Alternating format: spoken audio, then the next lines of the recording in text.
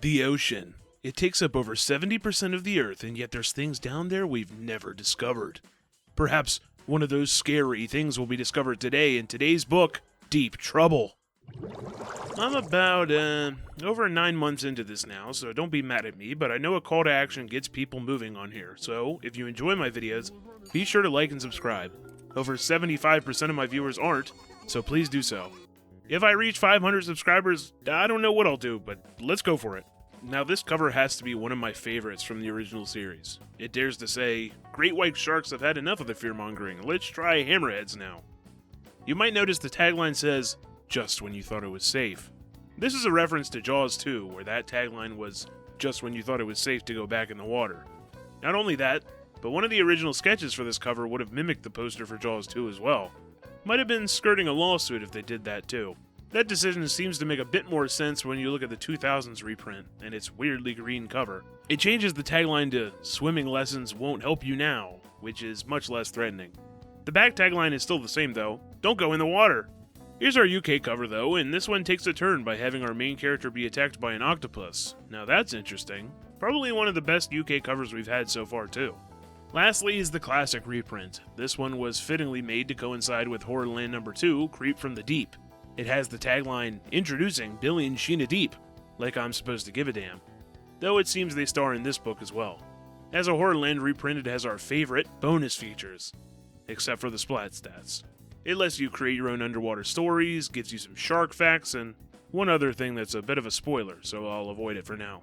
Luckily for us, this book was adapted in Terror Trips, so as before, I'll be sure to include some photos, and mention if the comic is wildly different from the book in any way. Right now, you might be thinking, Origin, you absolute fraud! Don't you know there's a TV episode called Deep Trouble? Well, I hate to rain on your parade, but that episode is actually based on Deep Trouble 2, which is a long time from now. Even with this doing the same thing as Night of the Living Dummy 2 and Return of the Mummy, they renamed it Deep Trouble 1 anyway. Confusing as all hell. But let's get into the summary and introduce Billy and Sheena Deep. We get an epic intro to our main character. 200 feet under the sea, he's on the hunt for the great white stingray. He stung 10 swimmers already, so they called him in. William Deep Jr. from Baltimore, Maryland. He's the 12-year-old kid who somehow is the one to call for dangerous animals. He fought a giant octopus that ate the California surfing team. He killed an electric eel, and now the great white stingray. But his oxygen tank, it's been tampered with. He scrambles to the surface and makes it to his diving partner, and passes out. So the partner is his 10-year-old sister Sheena, and Billy here is just playing pretend. I wonder what gave that away. Billy says that Sheena's no fun, she lacks imagination, she doesn't even believe in Santa Claus. They fight each other a little until their uncle appears, George Deep, but they call him Dr. D. Sitting on the boat Cassandra, this is where Billy's parents let him and his sister spend the summer with Dr. D in the Caribbean. Dr. D is a marine biologist, traveling all over the world to find new species, tagging fish all the while. He's so dedicated that he's forever single and has no kids. But he likes kids. Don't like that statement. For now, we're in an area fittingly named Clamshell Reef, where there have been some shark sightings. Billy and Sheena dive in to swim with a school of fish, and even though he was told not to, Billy goes a little further into the reef. Suddenly, something brushes his leg, and then it grabs it. He turns around to swim away, but he can't. It's pulling him down. He tries to cry out for help, good luck with that, and looks down. Some sort of unknown sea monster has grabbed him. A floating green balloon with one giant eyeball and 2 rows of sharp teeth. Are we sure this isn't a beholder? But in actuality, it's shaped more like an octopus, but with 12 tentacles. Surely nothing from our real world. And Billy comes to the realization he's never going to see his mom and dad again. Damn. Luckily for him, though, something pulls him back up. It's Dr. D. He saw him struggling and saved his life. Billy tries to explain the sea monster, but the presence of the slimy green seaweed on his leg, plus his overactive imagination, means that nobody believes him. Sheena challenges him to a race back to the boat, but she has flippers on, a distinct advantage. Because the reef itself is too close to the surface, Sheena will go around it, so Billy has the idea to shortcut right over it. When he gets there, he takes a moment to rest, but when he steps onto the red coral, he screams! His foot starts burning even after diving back into the water. Dr. D lets him know he just stepped on fire coral. It has a mild poison that induces a burning sensation on your skin. If it actually cut into his body, it could paralyze him. Doesn't seem very mild to me anymore. Dr. D bans them from going to the coral or the lagoon anymore, which makes Billy mad because he wants to show them the sea monster. Sheena still refuses to believe in the sea monster, but Dr. D finally remembers his life's work and is like, well, could be a sea creature we've never seen before. They start swimming back to the Cassandra when something brushes against Billy's thigh. Like, fingers. He turns around to splash Sheena, but she isn't there. Is the sea monster back? The group makes it back on the boat with the help of Alexander Dubrow, Dr. D's assistant. He doesn't look much like a scientist, though. He might as well be Theseus from Hades, the way Billy describes him. He does most of the cooking, but he sucks at it. Bad. Chicken salad for lunch today, and Billy is pleasantly surprised it tastes just fine, until it burns. A little chili pepper, Alexander says. Dude. After that, everybody just wants cereal to eat instead.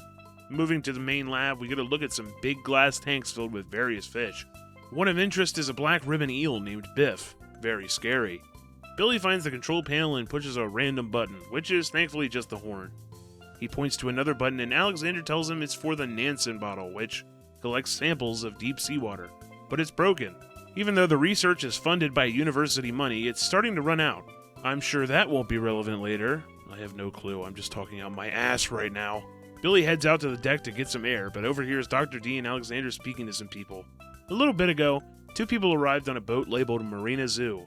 I don't care how you do it, Dr. Deep, but I want you to find that mermaid. A mermaid? And a guy from a zoo is asking that, meaning it's probably real.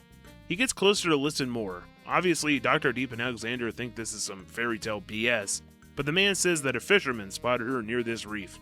Not only that, but they asked multiple fishermen in the area and they all claim to have seen her, and the physical descriptions match. She's a young girl with blonde hair, small, and her tail is bright green. Okay, I'm not gonna lie, that's way too little detail to just trust a group of fishermen, but alright. Dr. Deep asks the golden question. Why do you want this mermaid exactly? Well, to keep her in captivity at the zoo, of course. They'd make millions of dollars, and since Dr. Deep's research money is getting a little tight, they promise to pay at least $1 million when they capture the mermaid. Why, I've never heard of a corporation doing things like this to animals before. Money runs the world, and Billy thinks, $1 million? How could Dr. D turn that down? Dr. D's morals are mostly intact, but the zoo employees hit him with the, if you don't catch her, someone else will, and who knows if they'll treat her as well as we do. So he reluctantly agrees, and we all go about assuming that the first ever mermaid found on Earth will just be allowed to sit at this one zoo. They'll be back in a few days, and no one else can know this secret. Billy loses his balance and crashes into the door, falling into the room. While everybody's surprised and the zoo employees looking pretty mad, Dr. D and Alexander easily convince them that this 12-year-old can keep a secret. They tell him not to tell Sheena, because 10 years old is too young. Billy is elated at that news, something Sheena doesn't know about. Filled with his dreams of fame and fortune, he sneaks out at night to swim over to the lagoon. Alone. He hears a rumble. The waves start to get aggressive. Under a giant wave, the sea monster juts out, and before Billy can swim away, it wraps its tentacle around his neck. And yes, that was a dream. It's the early morning, just after sunrise, and he has a great plan. Sneak out for real this time. He makes it all the way past the reef until he feels something brush his leg again, scratching him. Seaweed doesn't have claws. Billy freaks out and starts flailing around, but a voice yells out, "Stop kicking me! The mermaid! It's here!" Just kidding, it's Sheena. She followed him out here. He can't spill the beans on that mermaid, so he just says that he's going crazy, and Sheena says they should go back before Dr. D gets mad. Just then, Billy hears a big splash in the distance and swims right over to it. He's not stopping now, but in hindsight, he says that he probably should have. He speeds over to the other side of the reef, I suppose managing to stay over the fire coil. What the? Coral. He sees a fin. It's gotta be the mermaid. His mask fills up with water, so he has to take a second to clear it out. When he can see again, it looks like the fin is distinctively more gray. A hammerhead shark! Well, at least the cover of this book is actually accurate to the story. Looking at you, why I'm afraid of bees. Billy starts freaking out again, but the shark swims right past him, so that calms him down. And then it comes back. So it seems to be circling him. Not that that actually means he's in danger, but to be honest, if a shark started circling me, I'd probably get scared too. It doesn't help that he's flailing so much, and he gets added to the statistic of the 16 unprovoked hammerhead attacks ever. He tries to make it through the reef, but the shark bites into his leg. So he's inadvertently grabbed a piece of fire coral, got his stomach slammed into the reef, all to end up with his leg in the jaws of a hammerhead shark. What now? Something splashes nearby and the shark lets go. It starts moving in again, but something appears between the shark and Billy. Some fish with a big green fin. It smacks the hammerhead on his hammer head, getting it to swim away. The fish starts singing, and you wouldn't believe it, a mermaid! What follows is a scene right out of The Little Mermaid. Billy is in awe of this girl's beauty, and he says he'll do anything in return for being saved. Just like Ariel, she can't speak, only making low hums like a whale. She reaches out to touch Billy's hand, and when she does, the pain from the fire coral fades away. "Wow," he says out loud, "it's like magic!" And then the mermaid swims away just as fast as she came. Billy feels a pinch on his foot, and he looks down to see the mermaid giggling. I guess she didn't leave at all. Wrong choice, however, as a net drops onto the both of them. Dr. D and Sheena are astounded by this discovery. Initially, they think that Billy's just screwing with them, citing that totally fake sea monster from earlier, but no, it's real. She's right there in the net. Alexander appears and is just as excited at this, but when seeing how much the mermaid squeals in pain, he says they should probably do something. Billy finally realizes they should just let her go, but Alexander runs off to go fill the big tank with seawater. They can't just let her go without examining her first. The story starts getting the slightest bit of depth as well, as Billy says Dr. D is only in it for the money. But both he and Dr. D know how much of a scientific discovery this is, as well as how the money would go to further research, not just greed. Is one creature's life worth that? Is it easier because they aren't human? Is it harder because they're close enough to a human? Too deep for my kid's book. Dr. D just promises they won't hurt her, and Billy has to watch her get dragged away, exhausted from screaming and flailing so much. We follow the men as they put the mermaid in the tank and clamp it shut. Eventually, the mermaid goes still and sinks to the bottom. She's dead. Well, that would be quite the wrench in the plot, wouldn't it? Instead, she's just crying at the bottom with her head in her hands. They don't really know what to feed her, and they can't talk to her, so Alexander goes to grab sonar equipment, and Dr. D's gonna run to the nearest island to grab a bunch of random food. Let me just make one small suggestion. As a creature that lives underwater, try sea creatures? Everyone leaves, even Sheena because she's bored and hot, but Billy stays. He tries to communicate with her using motions to see if she's hungry, but she just mimics whatever he does. He starts to think, she's young like me, so she has to be hungry. And she probably likes the same food I do, right? Who knows? So he goes downstairs and grabs some cookies. Alexander's back with all this random equipment, so he opens the tank. He drops the cookie in, but by the time it reaches her, it's so soggy it falls apart, and she doesn't eat it. Oh well. Alexander hooks up some thingamajigs, but he forgot his notebook, leaving Billy alone with the mermaid again.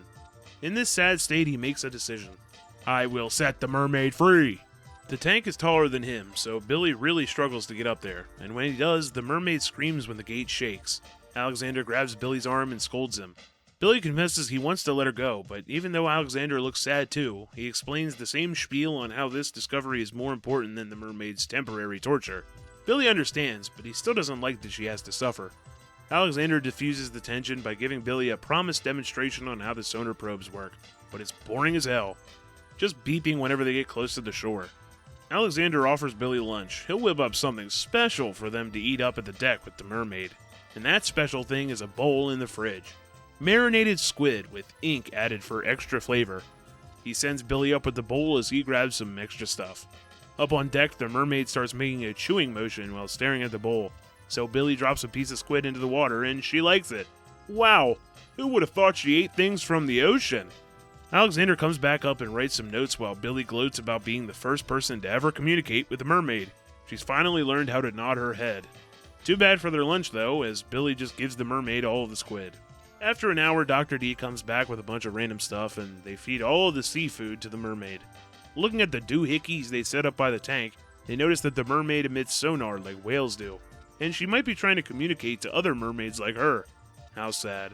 After dinner, Billy sulks in his cabin, but Sheena barges in. The mermaid escaped! Billy bolts up to the deck, part of him hoping she's escaped, and another part of him wishing she could have stayed for the sake of him and his uncle's fame. But really, he just wants her to be okay. He almost falls over as he gets to the tank and sees the mermaid still inside. Sheena starts laughing. Gotcha! How funny. The mermaid smiles again as it sees Billy. Maybe he and Sheena could work together to get her out. Before that plan can come to fruition, though, Dr. D interrupts them. He tells them to get to bed and not to worry about the mermaid. He'll check on her later, and at the zoo, they're building her a special lagoon area, just like the real thing. As usual for a Goosebumps kid, Billy can't sleep. He imagines himself in the mermaid's shoes, or fins. Being stuck in a glass tank all day would suck ass. She'll be stuck as a corporate plaything for the masses at the zoo her entire life, and it's his fault. Suddenly he hears a low moan. Not the mermaid, but a motor. Another boat pulls up beside the Cassandra, a larger boat than the one from the zoo. 2 people sneak on board, then 2 more. Noises from the deck, a cry of pain. The mermaid! He runs up to the deck. Sheena, awake as well, follows close behind. 4 men in ski masks and black clothing stand at the tank. The mermaid is holding her hands up to protect herself, and Dr. D is sprawled out on the ground. Billy yells out to the mysterious men, but they don't bother to respond. They cast a net over the tank, letting it envelop the mermaid. Billy yells for help from Alexander, but there's no response. He charges forward, and one of the men pushes him away. 3 of the others hold the mermaid in the net and start taking her, so Billy has an idea. I'll tackle all of them, like a football player. Then he can push the mermaid out and everyone will be just fine. Here we go! He rams right into one of the men, who doesn't budge. The man is so strong, in fact, he chokeslams Billy right into the tank of water. He struggles to breathe, the tank's so tall he can't get out of it, and he watches the men carry her away. He yells for Alexander again, and he finally appears. He grabs the only man left on the Cassandra's shoulder, and he says, "Is the mermaid safely on board?